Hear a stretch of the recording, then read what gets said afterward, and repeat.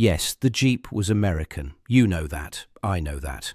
The quarter-ton general-purpose vehicle that became the most recognizable silhouette of the Second World War, rolled off American production lines, powered American manufacturing might, and carried the stars and stripes into every newsreel and Hollywood film about what won the war. So let's talk about what most people actually get wrong. It isn't the equipment, it's the money. There's a version of history that gets told in American classrooms where the United States arrived like a generous uncle, showering a desperate Britain with trucks and tanks and aircraft, asking nothing in return except gratitude. The Lend-Lease Act of March 1941, in this telling, was pure altruism. Roosevelt extending a hand to Churchill while Congress looked the other way. Britain was broke, Britain was battered, Britain was saved by American charity. Except that isn't quite what happened. Britain wasn't a charity case. Britain was a customer, and the bill came due for 61 years. The final payment cleared on December 29, 2006, the last working day of the year. Ed Balls, then Economic Secretary to the Treasury, signed off on a transfer that closed the books on a debt that had outlived Churchill, outlived Roosevelt, outlived the Cold War, and nearly outlived the century in which it was incurred.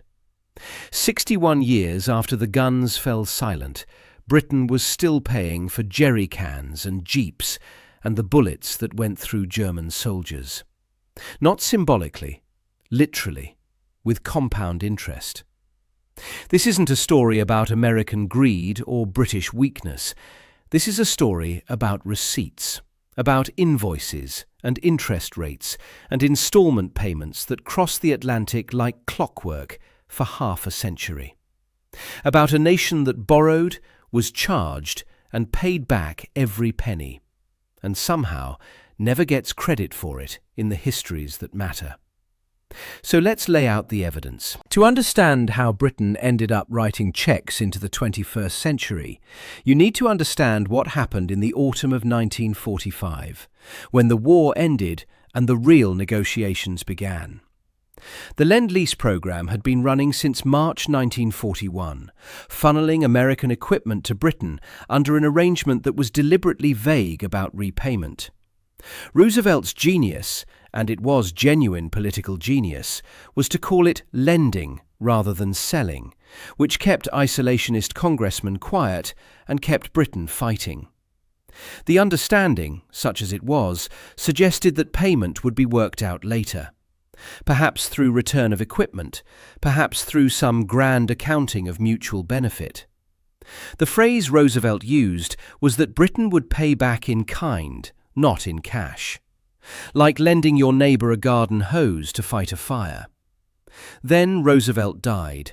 Then the war ended. Then Harry Truman cancelled Lend-Lease with a stroke of his pen on August 21st, 1945, 6 days after Japan's surrender. The hose was being taken back. The house was still smouldering. The abruptness shocked London. Clement Attlee's new Labour government had inherited an economy that had been strip-mined for victory.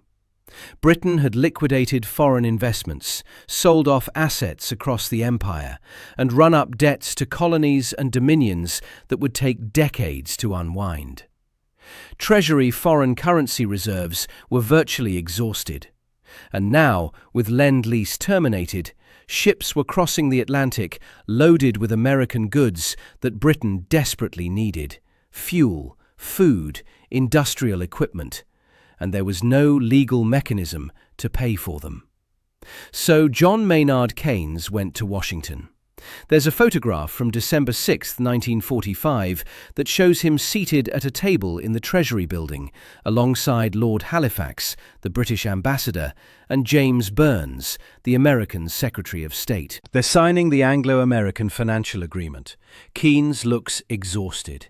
He would be dead within 5 months, his heart giving out from the strain of these negotiations and others like them. What the photograph doesn't show is what Keynes had been forced to accept. Here are the terms. Write them down if you need ammunition for arguments. The United States would extend a line of credit of $3,750 million. $3,750 million. Canada would contribute an additional $1,190 million. $1,190 million. Both loans would carry an interest rate of 2% per annum. Repayment would stretch across 50 annual installments, beginning on December 31st, 1951, and concluding, in theory, on December 31st, 2001. 2% doesn't sound punishing until you calculate what 2% compounded over 50 years does to a principal. The original American loan of $3.75 billion would ultimately cost Britain approximately $7.5 billion by the time the final payment was made, though that final payment would come 5 years late in 2006 because of deferrals built into the agreement. Keynes negotiated one crucial provision after brutal argument. Britain could defer payment in any year when international exchange rate conditions made payments impractical. This clause would be invoked 6 times across the life of the loan. But here's what the clause didn't allow: forgiveness, default, renegotiation to nothing. Every deferred payment sat on the books, accumulating interest, waiting for collection. Britain could delay, Britain could not escape.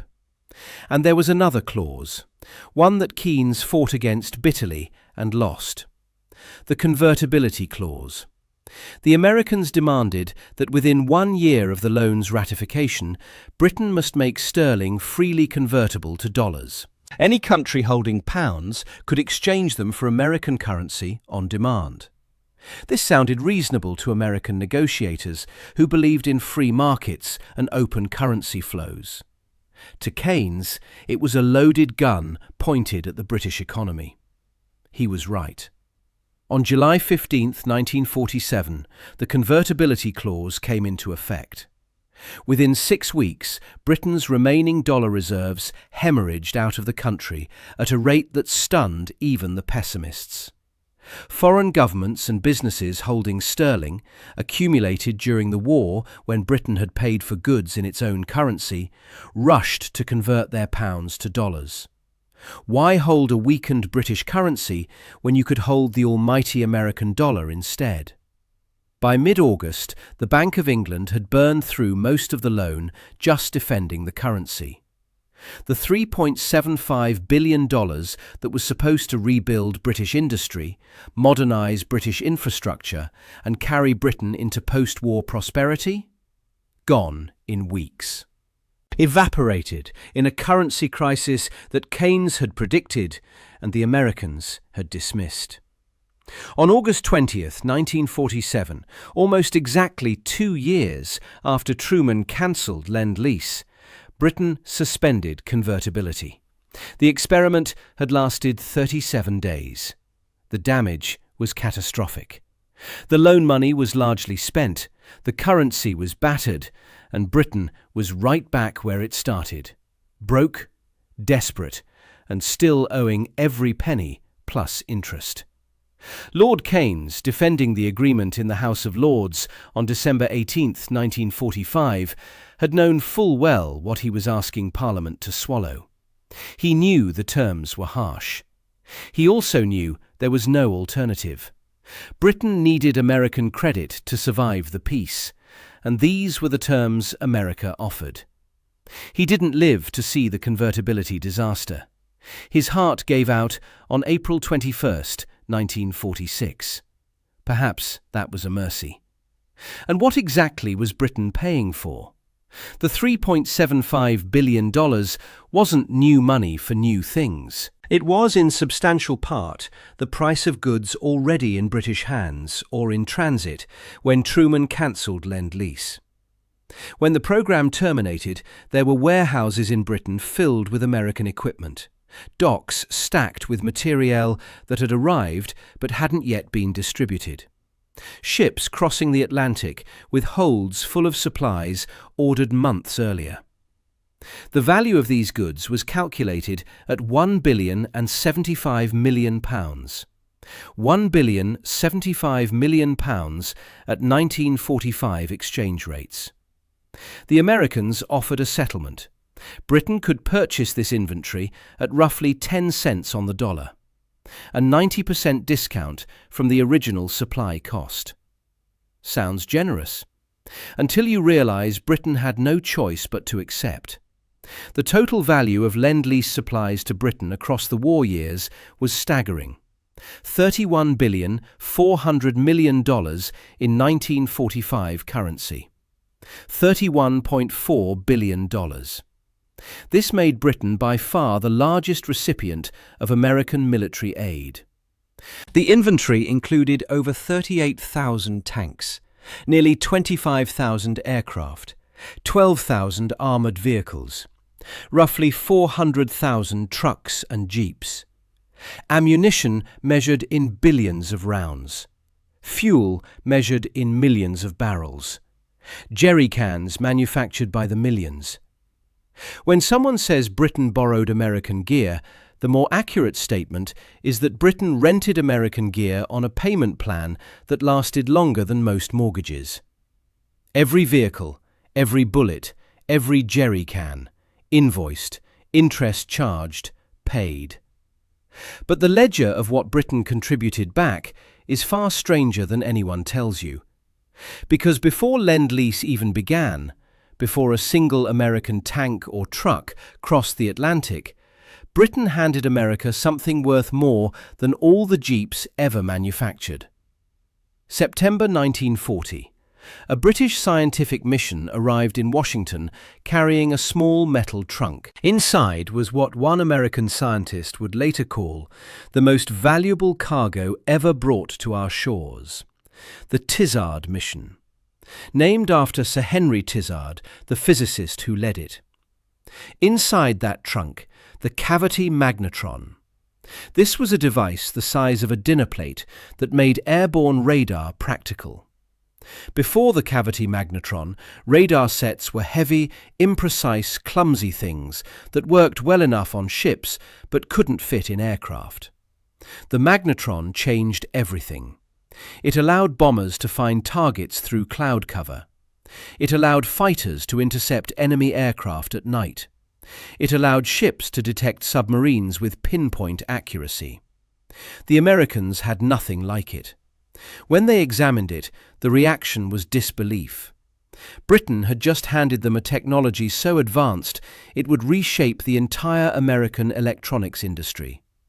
But that wasn't all. The trunk also contained designs for the Whittle jet engine, the world's first working jet propulsion system, invented by RAF officer Frank Whittle.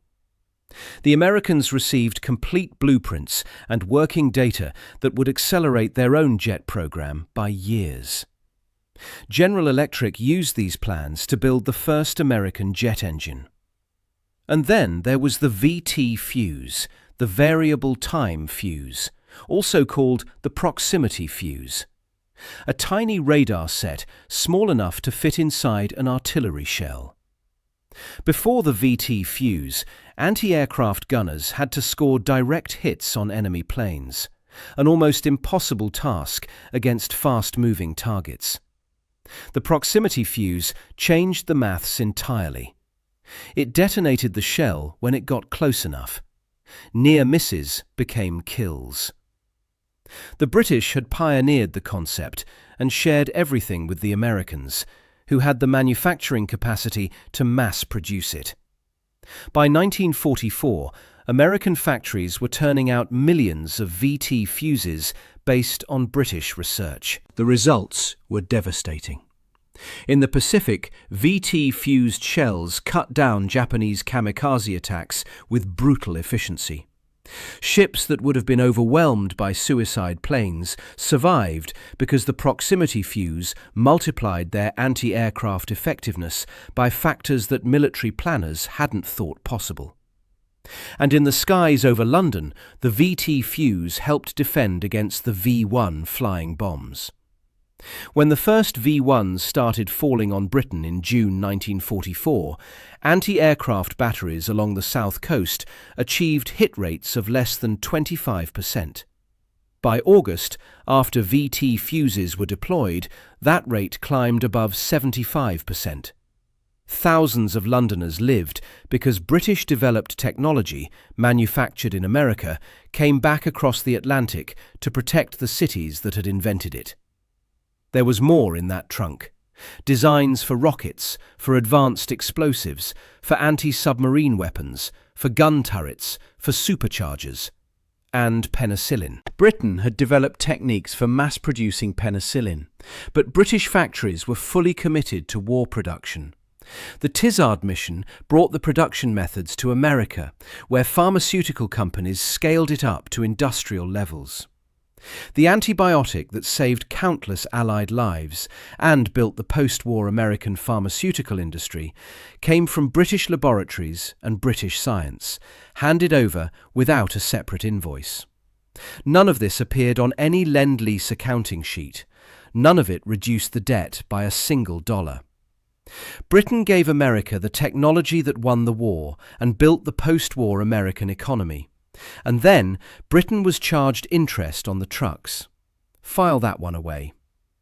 And speaking of technology transfers that went the wrong direction, let's talk about what Britain was buying before Lend-Lease even existed. September 1940. The same month the Tizard mission arrived in Washington carrying the cavity magnetron. Britain signed the Destroyers for Bases agreement. The deal, as it's usually presented, America generously provided 50 destroyers to help Britain defend its shipping lanes against German U-boats. In exchange, Britain granted 99-year leases on military bases in Newfoundland, Bermuda, and the Caribbean. Century-long strategic assets traded for ships. But here's what the history books usually skip. Those ships were death traps. The 50 destroyers were Wickes and Clemson-class vessels built during the First World War. By 1940, most had been sitting in mothballs for nearly 2 decades. Their boilers were corroded, their steering gears jammed, their hulls needed constant repair. British sailors who crewed these vessels gave them nicknames that couldn't be printed in newspapers. Of the 50 destroyers transferred, only 9 were in service by the end of 1940. The rest required months of dockyard work before they could even put to sea. Some never became fully operational. The Royal Navy, desperate for escorts to protect Atlantic convoys, received a fleet of floating problems that consumed more resources to repair than they contributed to the war effort. And for this, Britain signed away bases that America would use for the rest of the century. Churchill called it a decidedly one-sided bargain in private. In public, he had to call it a triumph of Anglo-American cooperation. Because Britain had no leverage. The destroyers, rusted hulks or not, were better than nothing. And nothing was the alternative. This was the reality of 1940. Britain was so desperate that it traded permanent strategic real estate for temporary floating scrap metal. And it still had to pay for lend-lease later. And while we're talking about what Americans get wrong, here's something they get wrong about their own equipment. The Jeep. The vehicle that became synonymous with American military might. It wasn't designed by Willys Overland or Ford, the companies that manufactured it by the hundreds of thousands. The original design came from a company called American Bantam, based in Butler, Pennsylvania, which won the Army's competition to create a light reconnaissance vehicle, and then watched helplessly as its blueprints were handed to larger competitors who could produce at scale. The story begins in 1940. The US Army issued specifications for a new kind of vehicle, a quarter-ton, four-wheel drive reconnaissance car that could carry soldiers and equipment across rough terrain. The requirements were brutal. Under 1,300 pounds, capable of carrying a 600-pound payload. wheelbase under 75 inches, and the deadline was impossible. The Army wanted working prototypes in 49 days. American Bantam was a small company, struggling financially. But they had a brilliant engineer named Karl Probst, who designed the vehicle that would become the Jeep in just 18 hours of continuous work. He completed the blueprints on July 17, 1940. American Bantam delivered their prototype on September 21, 1940, meeting the deadline when larger companies had begged for extensions. The Army tested the Bantam prototype and found it exceptional. They also concluded that American Bantam couldn't possibly manufacture the vehicle in the quantities the military would need. So they made a decision that would haunt the company forever. They shared Bantam's blueprints with Willys Overland and Ford, just handed them over, invited both companies to submit their own prototypes based substantially on Bantam's design. Willys won the production contract in July 1941, delivering a vehicle that incorporated Bantam's layout, suspension geometry, and overall concept with a more powerful engine. Ford received contracts as well, manufacturing identical vehicles under license. American Bantam? They got a small contract for trailers and support equipment. A consolation prize for inventing the most iconic military vehicle of the 20th century. The company that designed the Jeep received almost nothing. The companies that copied the design built their reputations on it. And those Jeeps? Tens of thousands of them went to Britain under lend-lease. The SAS stripped them down, mounted twin Vickers machine guns on them, and drove them across the North African desert on raids that became legend. British soldiers took a vehicle that an American company had invented, and another American company had stolen. And they paid for every single one, with interest. For 61 years. When people talk about American industrial genius winning the war, they're usually thinking of vehicles that were designed by a struggling Pennsylvania manufacturer and appropriated by the Army for distribution to better capitalized competitors. File that one away for your next argument too. But back to the money. Because the standard telling of lend-lease presents a one-way flow. American factories to British battlefields. The reality was more balanced than the mythology suggests.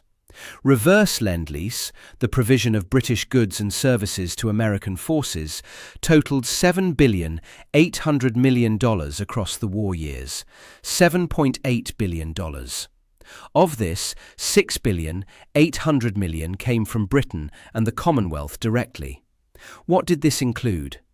When American troops arrived in Britain beginning in 1942, they needed to be housed, fed, transported, and supplied. British bases provided the infrastructure. British railways moved American equipment. British workers constructed the facilities that American forces used for training and staging. British factories produced components and materiel under license. And British intelligence services shared everything they had. British intelligence by 1942 included the crown jewel of ultra-decrypts from Bletchley Park. Arguably the most valuable strategic asset of the entire war, the ability to read German military communications in real time, handed over to American partners without a separate invoice. The net balance, after accounting for reverse lend-lease, shows that Britain received approximately $23.6 billion more than it provided. Still a substantial figure, still a genuine debt. But the gap between what Britain owed and what Britain contributed was far narrower than the "America saved Britain" narrative suggests. And to understand why Britain needed American loans at all, consider what Britain had already spent by the time Keynes went to Washington. The United Kingdom mobilized for total war more completely than any other major combatant. At the war's peak, approximately 55% of Britain's gross domestic product was directed toward military spending, 55%. That's a higher percentage than Nazi Germany, which peaked at around 60% only in 1944. Far higher than the United States, which never exceeded 40%. Britain had been at maximum war production since 1940. The economy was gutted. British overseas investments, accumulated across a century of empire, were liquidated to finance the war. Companies, properties, and financial instruments that had been generating income for British investors since the Victorian era were sold at distressed prices to raise immediate capital. By 1945, Britain had transformed from the world's largest creditor nation to one of the world's largest debtor nations. A reversal that took 4 years of war to accomplish and would take decades to address. And the British people felt every penny of it. Here's a fact that sounds like it must be wrong, but isn't. Bread rationing was introduced in Britain in 1946. Not during the war, after it. During 6 years of conflict, Britain never rationed bread. But in July 1946, more than a year after victory in Europe, the Ministry of Food announced bread rationing for the first time in British history. The reason was simple. Britain couldn't afford to import wheat. The dollars weren't there. The lend-lease credits were earmarked for industrial reconstruction, not food imports. So the British public, which had endured the Blitz and the U-boat blockade, now faced bread coupons in peacetime. This was the age of austerity. Meat rationing continued until 1954, sugar until 1953, butter and cheese until 1954. 9 years after the war ended, British families were still queuing with ration books, while American advertisements showed refrigerators stuffed with food. The loan repayments continued through all of it. Every December, the Treasury made its transfer, the interest accumulated, and the British public tightened their belts. When the war ended, Britain was not a nation that had been given a helping hand and could now return to prosperity. Britain was a nation that had broken itself to win. So why doesn't the repayment story appear in the standard histories? The answer has less to do with American forgetfulness and more to do with British calculation. Throughout the Cold War, Britain depended on American military protection and American economic partnership. The Atlantic Alliance was the cornerstone of British security policy from 1945 onward. Complaining about war debts, publicly relitigating financial terms negotiated 40 years earlier, would have served no strategic purpose and might have damaged a relationship that every British government from Attlee to Blair considered essential to national survival. So Britain chose discipline over grievance. The cheques were written, year after year. The Treasury made the transfers. No minister gave speeches about it. No government commission produced a report lamenting the terms. The obligation was honoured quietly, as a matter of policy, because Britain's strategic position required American partnership, and American partnership required not reopening old wounds. This wasn't erasure by others. This was a deliberate choice to prioritise the future over the past. The Americans told their version of the story, generous allies saving democracy, because it served American interests. Britain didn't contradict it because contradiction served no British interest. The result, decades later, is that the full picture isn't taught in anyone's schools. But the records exist, the payments were made, and the silence was strategic, not shameful. The 6 years in which Britain deferred lend-lease payments read like a summary of post-war British economic difficulty. And 1 year stands out above all others, 1956, the Suez crisis. In October 1956, Britain and France invaded Egypt after President Nasser nationalised the Suez Canal. The military operation was proceeding successfully. British and French forces had landed. The canal zone was being secured. Then Eisenhower made a phone call. The American president was furious. He hadn't been consulted. The invasion threatened to destabilize the Middle East and push Arab nations toward the Soviet Union. And Eisenhower had leverage that neither Eden nor the French had anticipated. Sterling was under pressure. Speculators were selling pounds. The Bank of England was burning through foreign currency reserves to defend the exchange rate. Britain needed emergency support from the International Monetary Fund, support that required American approval. Eisenhower refused. Not only did he refuse IMF support, but Treasury Secretary George Humphrey threatened to dump American holdings of sterling bonds on the open market. This would have crashed the pound and triggered a full-scale financial crisis. Anthony Eden, the British Prime Minister, faced a choice: continue the invasion and watch the British economy collapse, or withdraw and save the currency. He withdrew. British forces pulled out of Egypt in December 1956.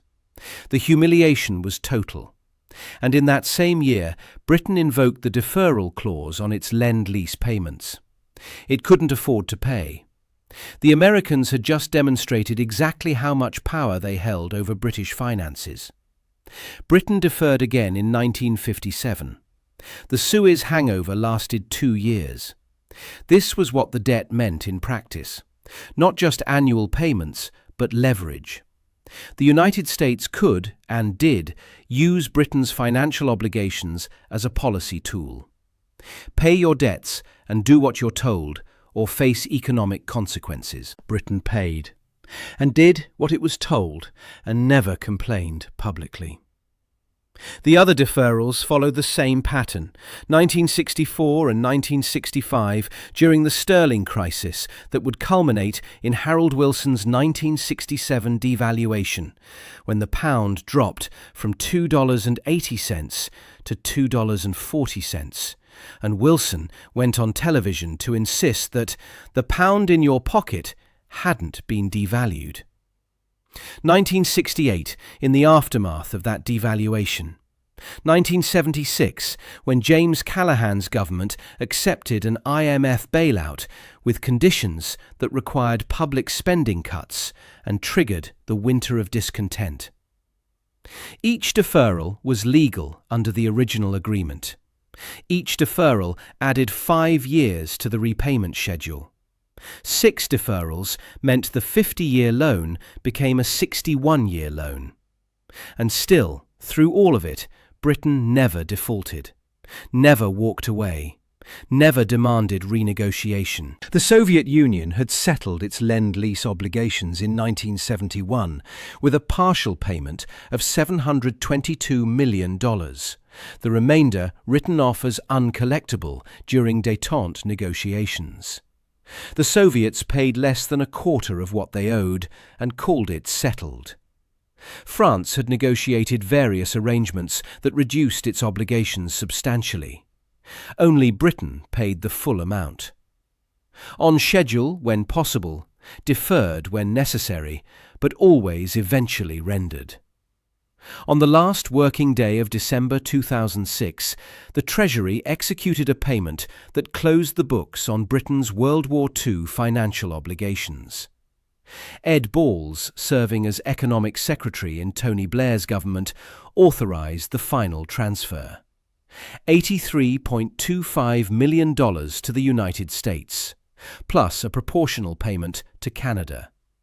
The payment received almost no attention at the time. No ceremony, no speech from Downing Street, no retrospective on what the money had purchased 60 years earlier. The British economy of 2006 was the 6th largest in the world, growing steadily under Gordon Brown's chancellorship. $83 million was a rounding error in the national accounts, significant only for what it represented.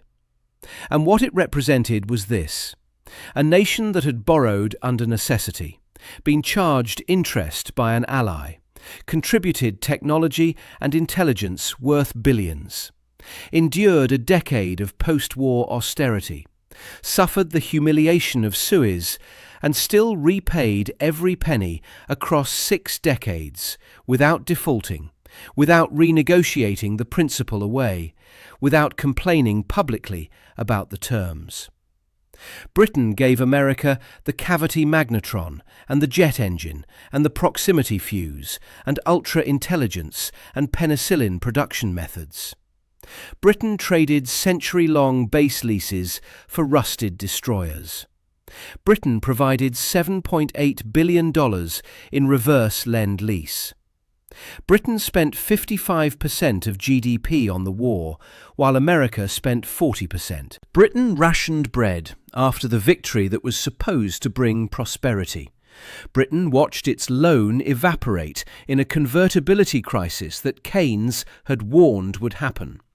And then Britain paid the bill. For 61 years, every instalment, every pound of interest. The Jeep was American. The bullets were American, the jerry cans were American, and Britain paid for all of them. Every vehicle, every round, every container. The final cheque cleared on December 29, 2006. Nobody made a speech about it. Nobody put up a plaque. Nobody wrote it into the history books that get taught in American classrooms. But it happened. The records prove it. Now you have the receipts. Subscribe for more stories like this.